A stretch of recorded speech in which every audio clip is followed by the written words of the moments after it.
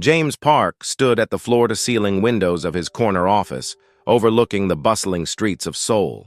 At 32, he was the youngest CEO in his company's history, having built his tech empire from nothing. But success had come with a price: loneliness and the constant question of whether people loved him or his money. His mother's words from their lunch meeting still echoed in his mind. "James, you need to settle down. Find a good woman who will love you for who you are, not what you have." The problem was distinguishing between genuine affection and gold-digging had become nearly impossible. Every woman he met seemed more interested in his bank account than his personality. That's when he conceived his unconventional plan. "Sir?" His assistant, Mrs. Kim, entered with 3 files. "The candidates you requested are here."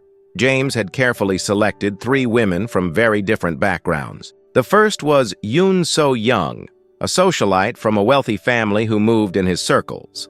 The second was Lee Hee-jin, a successful corporate lawyer with her own achievements. The third was Park Min-ji, a waitress at his favorite neighborhood restaurant who had caught his attention with her genuine smile and kind demeanor. "Send them in one at a time," James instructed, "and prepare 3 envelopes, each containing $5,000 in cash." Mrs. Kim raised an eyebrow but didn't question her boss's unusual request. The test was simple. Each woman would receive $5,000 to spend however they chose within 1 week. He would observe their choices without their knowledge, believing that how someone spent unexpected money would reveal their true character and priorities. So-young entered first, elegant in her designer dress and perfectly styled hair.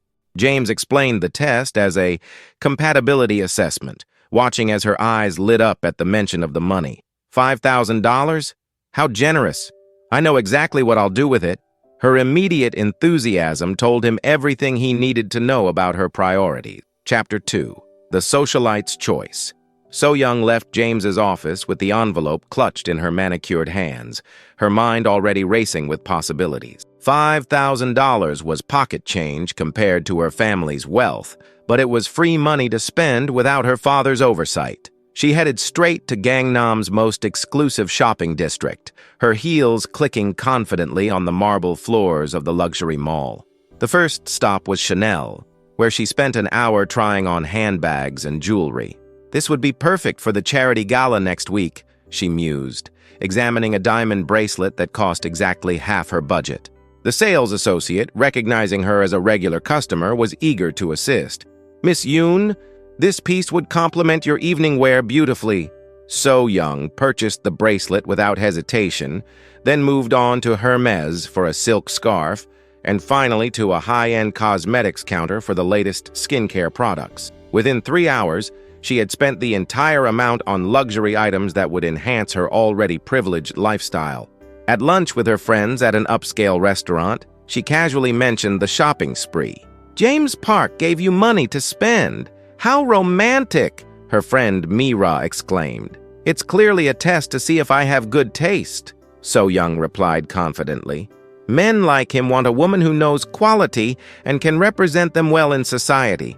Her friends nodded in agreement, admiring her new purchases. To them, the ability to spend money wisely on luxury goods was a valuable skill that would serve her well as a CEO's wife. So-young felt satisfied with her choices. She had demonstrated her sophistication and knowledge of high-end brands. Surely James would be impressed by her refined taste and understanding of the lifestyle he could provide. What she didn't realize was that James had been hoping to see something entirely different, perhaps charity, thoughtfulness for others, or at least some consideration beyond personal luxury. As she posed for Instagram photos with her new purchases, So-young remained confident that she had passed the test with flying colors. Chapter 3. The Lawyer's Strategy. Lee Hye-jin approached the test with the same analytical mindset she brought to her legal cases. Unlike So-young, she didn't see the $5,000 as free money to spend frivolously. Instead, she viewed it as an investment opportunity and a chance to demonstrate her practical intelligence. After leaving James's office, she sat in her car for 20 minutes, carefully planning her strategy. As a successful lawyer who had worked her way up from humble beginnings, she understood the value of money and the importance of making smart financial decisions. Her first stop was a high-end business attire store, where she purchased a sophisticated blazer and matching accessories that would enhance her professional image. The outfit cost $200, but she justified it as an investment in her career. Next, she visited a bookstore and purchased several business and investment books, including biographies of successful entrepreneurs. She believed that continuous learning was essential for anyone who wanted to be part of James's world. The remaining money was strategically allocated. $1,000 went into a short-term investment account. $800 was spent on a professional networking event ticket and related expenses, and $500 was used for a consultation with a financial advisor about portfolio diversification. Jin documented each purchase meticulously, treating the exercise like a case study. She was confident that James would appreciate her practical approach and long-term thinking. "This isn't about the money," she told herself. "It's about demonstrating compatibility with his business-minded lifestyle." She researched James's company, his investment strategies, and his philanthropic activities, preparing to discuss how her purchases aligned with his values and goals. At the networking event she attended, Jin made valuable connections and even mentioned her association with James Park, which opened several doors for potential business opportunities. By the end of the week, she felt she had successfully demonstrated her intelligence, ambition, and understanding of how to leverage resources effectively. Unlike So Young's impulsive luxury shopping, Jin's calculated approach reflected her belief that James wanted a partner who could think strategically and contribute to his success. Chapter 4. The Waitress's Dilemma. Minji stared at the envelope in her small apartment, her hands trembling slightly. $5,000 was more money than she had ever held at once, more than she made in 3 months at the restaurant where she worked double shifts to support herself and her sick mother. The modest apartment she shared with her mother felt even smaller as she contemplated the weight of James's test. Unlike the other candidates, Minji had no experience with luxury shopping or investment strategies. Her daily reality consisted of counting every penny and making difficult choices between necessities. Her mother, recovering from recent surgery, noticed her daughter's distracted state. "Minji, what's troubling you?" Minji showed her the envelope, explaining the unusual situation. Her mother's eyes widened at the amount. "This man must think highly of you to trust you with so much money. I don't know what to do with it, Iyama. I've never had money to spend on wants instead of needs." Her mother smiled weakly. "Then perhaps that's your answer." Minji spent the night walking through their neighborhood, observing the small struggles around her. Mrs. Park next door, counting coins for her grandson's school supplies. The elderly man at the corner store, carefully calculating whether he could afford his medication. She thought about her younger brother, who had died 5 years ago from leukemia. The children's hospital where he had been treated had given their family hope during the darkest time, and the staff had shown incredible kindness despite their limited resources. The next morning, Minji made a decision that surprised even herself. Instead of shopping, she called James's office. "Mr. Park, I have a request about the money you gave me." "What kind of request?" "I'd like to donate it to Seoul Children's Hospital. They need it more than I do." The silence on the other end of the line stretched so long that Minji wondered if the call had been disconnected. "Are you certain about this?" James finally asked, his voice carrying an emotion she couldn't identify. "Yes, sir. Completely certain." Chapter 5. James's Revelation. James sat in stunned silence after Minji's call, the phone still in his hand. In all his careful planning of this test, he had never anticipated such a response. So Young's luxury shopping had been predictable, Jin's strategic investments had been impressive, but Minji's choice to donate the entire amount had completely blindsided him. He found himself questioning everything he thought he knew about character assessment and what he was truly looking for in a partner. "Mrs. Kim," he called to his assistant, "I need you to arrange something for me." "Of course, sir. What do you need?" "Contact Seoul Children's Hospital. I want to make a donation, and I want to deliver it personally." Mrs. Kim looked surprised but nodded. "How much should I tell them to expect?" James paused, thinking about Minji's selfless gesture. "Make it $50,000. and arrange for me to tour their facilities. That afternoon, James found himself in an environment completely different from his usual corporate world. The children's hospital was clean but clearly underfunded, with outdated equipment and overworked staff who still managed to maintain cheerful demeanors for their young patients. Dr. Lee, the head of pediatric oncology, gave him a tour while explaining their need. "We do our best with limited resources," she said, showing him a playroom with worn toys and outdated computers. "Every donation, no matter how small, makes a real difference in these children's lives." James watched the children playing, some bald from chemotherapy, others connected to IV poles, all finding joy despite their circumstances. He thought about Minji's brother and began to understand the depth of her choice. "Dr. Lee, what would $50,000 mean for your department? It would be transformational. We could update our computer lab, buy new medical equipment, and fund our art therapy program for another year." As James wrote the check, he realized that Minji had taught him something profound about the difference between spending money and investing in humanity. For the first time in years, he felt genuinely moved by someone's character rather than impressed by their accomplishments or attracted to their beauty. Chapter 6. The Hospital Visit. The next day, James made an unexpected decision. Instead of simply sending the donation through his assistant, he asked Minji to accompany him to the hospital to present it together. Minji was working her afternoon shift at the restaurant when James appeared, looking oddly out of place in his expensive suit among the modest surroundings. "Mr. Park, what are you doing here?" "I wanted to ask if you'd come with me to the hospital to deliver the donation." Minji's co-workers stared in amazement as their colleague spoke with the well-dressed businessman. Her manager, Mr. Choi, quickly approached. "Minji, if you need to leave..." "It's fine," James interjected, handing Mr. Choi his business card. "I'll ensure she's compensated for any lost wages." During the drive to the hospital, Minji sat quietly in James's luxury car, feeling overwhelmed by the contrast between their worlds. "Why did you really choose to donate the money?" James asked as they waited at a traffic light. Minji looked out the window, gathering her thoughts. "My brother spent his last months in that hospital. The staff there, they don't just treat illness, they treat the whole family.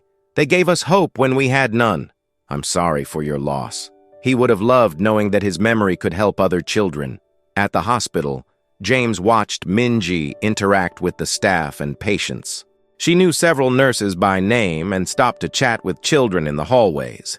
Her genuine warmth and natural compassion were evident in every interaction. Dr. Lee was amazed when they presented the donation. "This is incredible! Minji, you mentioned wanting to help, but this is beyond anything we imagined." "It wasn't just me," Minji said, glancing at James. "Mr. Park made this possible." As they toured the updated computer lab that the donation would fund, James found himself seeing Minji in an entirely new light. She wasn't just a waitress who had made a noble gesture, she was a woman with deep empathy and genuine character. When a young patient asked Minji to read to her, James watched from the doorway as she sat beside the child's bed, her voice gentle and soothing. In that moment, he realized his test had revealed something he hadn't expected to find. Chapter 7. Understanding True Worth. Over the following weeks, James found himself thinking constantly about Minji and her choice. He began visiting the restaurant more frequently, not for business meetings, but simply to observe her interactions with customers and co-workers.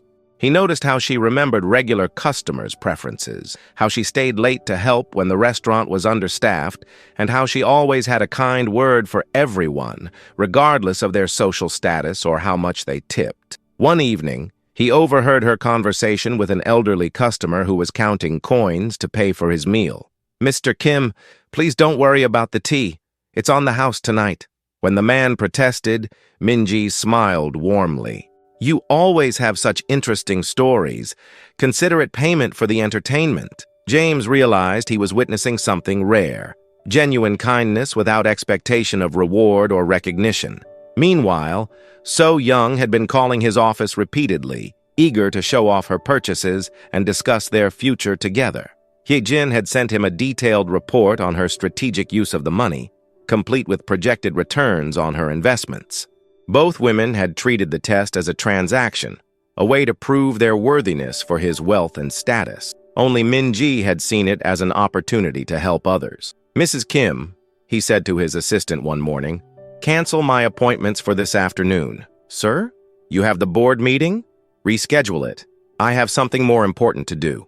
James left his office and drove to Min-ji's neighborhood, wanting to understand more about her life and background. The area was modest but clean, with small shops and elderly residents sitting on benches, watching the world go by. He found himself at the small market where Min-ji shopped for groceries, observing how she carefully compared prices and chose the most economical options. Even with the knowledge that she had just given away $5,000, she continued to live frugally, prioritizing her mother's medical expenses over any personal luxuries. That evening, James made a decision that would change both their lives. He would reveal the truth about his test and ask Min-ji not for a business arrangement or a strategic partnership, but for something much more valuable, the chance to learn from her example and perhaps earn her genuine affection. Chapter 8. The Revelation. James waited until the restaurant's evening rush had ended before approaching Min-ji. She was wiping down tables, her movements efficient despite the long day's work. "Min-ji, could we talk privately?" She looked surprised, but nodded, leading him to a quiet corner booth. Under the soft lighting, James could see the exhaustion in her eyes, but also the genuine curiosity about why he wanted to speak with her. "I need to tell you something about the money I gave you," James began, his usual confidence replaced by nervous honesty. It was a test. Min-ji's expression didn't change, but she listened carefully as he explained the full situation. The 3 candidates, the different responses, and his original intention to find a wife who would appreciate his wealth appropriately. "So the other women, they spent the money on themselves?" "Yes. One on luxury goods, the other on strategic investments." Min-ji was quiet for a long moment, processing this information. "And I failed your test by giving it away." "No," James said quickly. "You didn't fail. You completely changed what I was testing for." He leaned forward, his voice earnest. "Min-ji, I've spent years surrounded by people who see me as a bank account with legs. I created this test because I wanted to find someone who would value money appropriately. Not waste it, but not be intimidated by it either. And instead you found someone who gave it away. I found someone who showed me what real value looks like." Min-ji studied his face, searching for sincerity. "Mr. Park, I don't understand what you want from me. I want to know if you'd be willing to spend time with me. Not because of my money, not because of some test, but because you might actually like who I am as a person."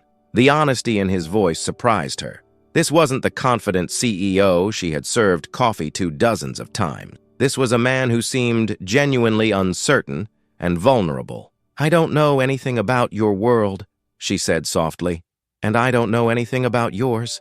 But I'd like to learn." Min-ji looked around the restaurant where she had worked for 3 years, then back at James. "Why me? You could have anyone. Because you're the first person in years who's shown me what it means to think of others before yourself." Chapter 9.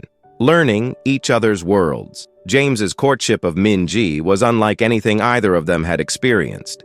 Instead of expensive restaurants and luxury gifts, he asked to understand her daily life. "Show me your world," he said one Saturday morning, appearing at the restaurant in jeans and a simple sweater instead of his usual suit. Min-ji was hesitant, but agreed. She took him to the local market where she shopped for her mother's groceries, explaining how she had learned to stretch every dollar and find the best deals.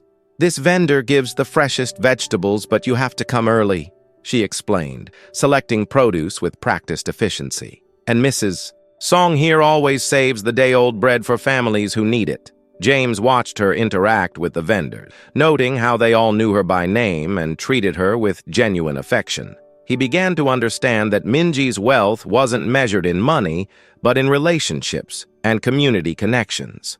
In return, Min-ji asked to see his world beyond the restaurant encounters. "I want to understand what your life is really like," she said. James took her to his office, but instead of showing off his success, he explained the weight of responsibility he carried. "Every decision I make affects hundreds of employees and their families," he said, looking out at the city skyline. Sometimes I feel like I'm drowning in other people's expectations. Is that why you created the test? To find someone who wouldn't add to those expectations? I thought so. But now I think I was looking for someone who would help me remember what really matters. They began spending evenings together after Min-ji's shifts, talking about their different perspectives on life, success, and happiness. James learned about her dreams of opening a small cafe someday, while Min-ji discovered his passion for technology and his genuine desire to create products that helped people. "You're not what I expected," Min-ji admitted one evening as they walked through a quiet park. "What did you expect? Someone cold, calculating, interested only in profit." James smiled. "And you're not what I expected either. What did you expect? Someone who would be impressed by my money and status. Someone who would want to change her life completely to fit into mine." They stopped walking, facing each other under a streetlight. "Maybe we both had the wrong expectations," Min-ji said softly. Chapter 10. The Choice. 3 months after the test, James faced a decision that would define his future. His mother had been pressuring him to announce his engagement to one of the suitable candidates, and the board was beginning to ask questions about his personal life, affecting his professional focus. So Young had become increasingly persistent, showing up at his office and social events, displaying her purchases from his test money as evidence of their compatibility. Hyejin had submitted a detailed proposal for their potential partnership, complete with prenuptial agreements and strategic advantages their union would provide. But James found himself thinking only of Min-ji. "Sir," Mrs. Kim said one morning, "Miss Yoon is here to see you. She says it's urgent." So Young entered his office with her usual confidence, but James could see the desperation beneath her polished exterior. "James, we need to talk about our future. I've been patient, but people are starting to ask questions." "What questions?" "About when we're getting engaged. My father has already started planning the wedding announcement." James felt a familiar weight settling on his shoulders, the weight of other people's expectations and assumptions. "So Young, I never proposed to you." "But the test. I passed, didn't I? I showed you I have good taste and understand luxury. You showed me that we want different things from life." That evening, James visited Min-ji at her apartment to meet her mother properly. The small space was warm and filled with family photos and handmade decorations. Min-ji's mother, despite her illness, insisted on preparing tea and treating James with the respect due to any guest in their home. "Min-ji tells me you've been very kind to her," she said, her eyes sharp despite her frail appearance. "She's been kind to me as well. She's taught me things I never learned in business school." "What kinds of things?" James looked at Min-ji, who was quietly arranging flowers in a simple vase. "That the most valuable things in life can't be bought or sold." Min-ji's mother smiled. "My daughter has always seen the world differently. Sometimes I worried it would make life harder for her." "I think it makes life more meaningful," James replied. Later, as he prepared to leave, James took Min-ji's hands in his. "I have something to ask you, and I want you to know there's no pressure to say yes." Min-ji's heart raced, but she waited for him to continue. "Would you consider building a life with me? Not the life everyone expects me to have, but the life we choose together?" Chapter 11. Building Something New. Min-ji's answer came not in words, but in the tears that filled her eyes and the way she squeezed James's hands. "Yes," she whispered, "but I need you to understand something." "What?" "I won't change who I am to fit into your world, and I need to know that you won't change who you are to fit into mine." James smiled, feeling lighter than he had in years. "I don't want either of us to change. I want us to create something new together." Their engagement announcement surprised everyone in James's social circle. So Young was furious, claiming that James had led her on and that Min-ji was clearly a gold digger who had manipulated him. Hyejin was more pragmatic in her disappointment, sending a professional congratulations card while privately questioning James's business judgment. But the response that mattered most came from the children's hospital, where news of their engagement was celebrated by staff who had witnessed their joint donation and Min-ji's continued volunteer work. "You two are perfect for each other," Dr. Lee told them during one of their visits. "You both understand that real wealth is measured in the lives you touch." James and Min-ji decided to have a simple wedding ceremony at the hospital's chapel, with the children's choir providing music and the staff serving as witnesses. Instead of expensive gifts, they asked guests to donate to the hospital's expansion fund. "Are you sure about this?" James's mother asked him the night before the wedding. "It's so different from what I imagined for you." "It's different from what I imagined too," James admitted. "But it's right." The wedding was small but filled with genuine joy. Minji wore a simple white dress that she had chosen herself, and James wore a suit he had owned for years rather than buying something new. As they exchanged vows in front of the people who mattered most to them, James realized that his test had succeeded in ways he never could have planned. He had set out to find a woman who would appreciate his wealth appropriately, but instead he had found someone who had taught him to appreciate wealth and life in an entirely new way. When they kissed as husband and wife, the children in the hospital cheered from their windows, and James knew that this was the beginning of the most important partnership of his life. Chapter 12. The True Test. 1 year later, James and Minji sat in the same hospital where they had been married, but this time they were there for a different reason.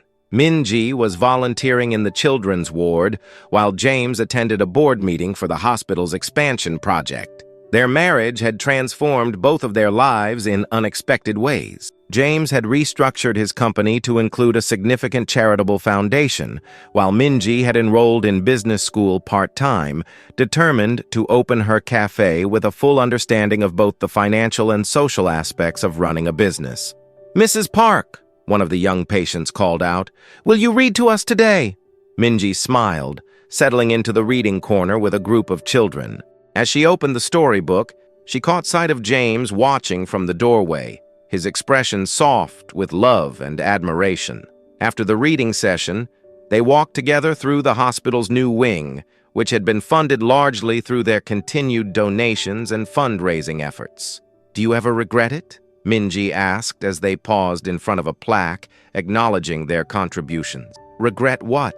"Choosing me instead of someone who fit better into your original life." James stopped walking and turned to face her. "Minji, you didn't fit into my original life. You helped me build a better one, even though I still work at the restaurant 2 days a week. Especially because of that, you keep me grounded. And even though I made you spend your Saturday morning reading quarterly reports for the foundation," James laughed, "you made me realize that money is just a tool. What matters is how you use it." As they prepared to leave the hospital, Dr. A. Lee approached them with exciting news. "I wanted you both to hear this first," she said, her eyes bright with excitement. "The new treatment program you funded has achieved a 90% success rate. We're going to save so many more children." Minji felt tears of joy welling up in her eyes. "My brother would have loved this." James put his arm around his wife, thinking about the journey that had brought them to this moment. His original test had been designed to find someone who would spend his money wisely, but Minji had taught him something far more valuable, that the best investment anyone could make was in the lives of others. That evening, as they sat in their modest apartment, James had moved in with Minji rather than expecting her to adapt to his penthouse. They planned their next charitable project. "What if we started a scholarship fund for children who lose parents to illness?" Minji suggested. "I love that idea. We could partner with the hospital to identify families in need." As they worked together on their plans, James reflected on how completely his definition of success had changed. A year ago, he had measured worth in stock prices and profit margins. Now he measured it in smiles from sick children and the knowledge that their love story was helping to write happy endings for others. The test he had designed to find a suitable wife had instead revealed the woman who would teach him what it truly meant to live a meaningful life. And in the end, that was worth far more than any amount of money he could have given away. Thank you for listening to this story of unexpected love, true character, and the power of selfless choices. Please write in the comments which country you're listening from, and don't forget to subscribe to the channel for more heartwarming K-drama-inspired stories of love overcoming all expectations.